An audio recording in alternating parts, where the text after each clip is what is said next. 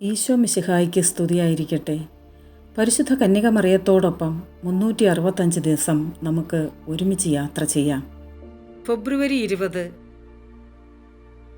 കോണിപ്പടികളുടെ മാതാവ്.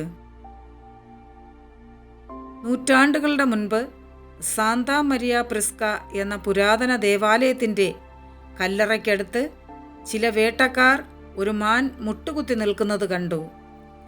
അവിടെ നിന്ന് അവർക്ക് മാതാവ് ഉണ്ണിയേശുവുമൊത്ത് നിൽക്കുന്ന ഒരു ചിത്രം ലഭിച്ചു.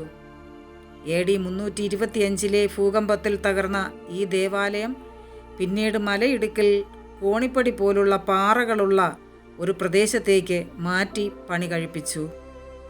AD 900 വരെ മാൻകിടാവിൻ്റെ മാതാവ് എന്നറിയപ്പെട്ടിരുന്ന പരിശുദ്ധ കന്യക അതിനുശേഷം കോണിപ്പടികളുടെ മാതാവ് എന്നറിയപ്പെടാൻ തുടങ്ങി.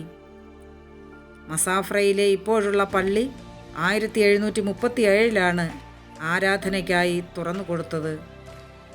1743 ഫെബ്രുവരി 20 ആ പ്രദേശത്തെയാകെ നശിപ്പിച്ച ഭൂകമ്പത്തിൽ നിന്നും തങ്ങളെ രക്ഷിച്ചത് കോണിപ്പടികളുടെ മാതാവാണെന്ന് മസാഫ്രയിലെ ജനങ്ങൾ സാക്ഷ്യപ്പെടുത്തി.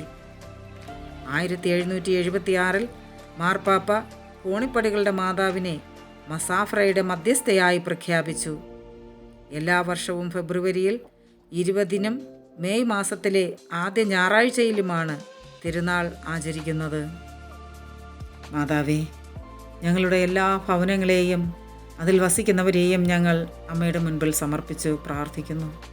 ഞങ്ങളുടെ ഭവനങ്ങളിലും അമ്മയുടെ അത്ഭുതം പ്രവർത്തിച്ച് അമ്മ ഞങ്ങളോടും കരുണ കാണിക്കണമേ. Ave Maria.